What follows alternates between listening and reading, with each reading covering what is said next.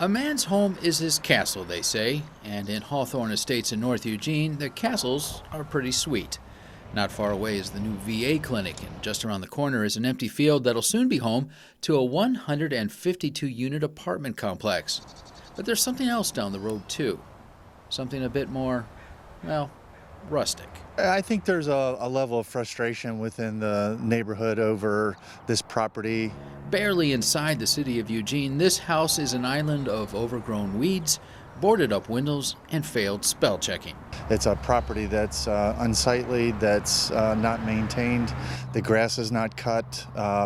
Something should be done about it. Residents have complained about this building for years, but the city considers the case closed. They say as long as the windows are boarded up, the doors are sealed, and there's no evidence of any squatters living inside, there's nothing they can do. Eugene, as it turns out, is a city without aesthetics in its code. Of course, a number of people in this Hawthorne Estates area would like to see it torn down. Jim Torrey, former mayor of Eugene and the current chair of the 4J School Board, lives in Hawthorne Estates.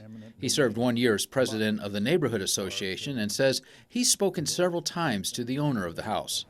Torrey noted that the house was there long before the subdivision, and in his opinion, as long as it's not a health or safety danger, it has a right to sit there forever. The woman who owns the property has decided she doesn't want to sell it. Until she decides to sell it, that's her property. To be fair, the house on Old Coburg Road is not the only one in Eugene that draws complaints. A drive through the city reveals any number of stressed out properties and stressed out neighbors. This house just needs to go. Jennifer DuPont has lived in the 3100 block of Duke Snyder Avenue for about 20 years. The house next to her family's has seen everything from gunfire to backyard explosions. She'd like to see it torn down so Lark Park could expand. Bad history, worse people in that house. And check out this fixer-upper across from College Hill Reservoir. It caught fire a few years ago, and now a tarp covers the hole in the roof. In back, junk from the yard is spilling into the alley. I searched county records and discovered the property owner owns about a dozen properties across Eugene. In 2011, he was featured on Lifetime's Hoarders. At the end of the episode, 24 garbage trucks hauled away 48,000 pounds of trash from the property. I was wondering if I could speak to you about some of your properties. Why? I tried talking to him at his house on 27th Avenue. His only comment? Nice try. But, okay. In Corvallis, a task force is studying a proposed property maintenance code, which would address unsightly properties. But in Eugene, no such ordinance is in the works. Our processes are complaint-driven, so you have to complain. Mayor Kitty Piercy says she's personally visited the Lawrence Hill property and knows people who live nearby. Well, I guess what the neighbors have said is they have complained. In some cases, they've complained for years. Piercy says in the 11 years she's been mayor, people have only talked to her about changing the code twice. So you don't see it as a pressing issue?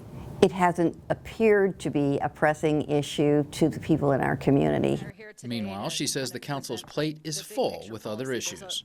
What I would have to say is if you want to change it, you have to be assertive about wanting it changed, and the council would have to see that there's a need. People want that to be addressed.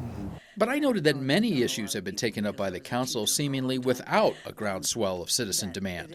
I mean, that was one councilwoman who said, I want $50,000 for Nepal, and 2 weeks later, she had $50,000 for Nepal. It's an emergency situation, and it's not a code change. Meanwhile, former Mayor Torrey says he wouldn't support an aesthetics code in any event. I think that's an overreach. Aesthetics are in the eyes of the beholder. In the meantime, residents from North Eugene to the South Hills have plenty to behold.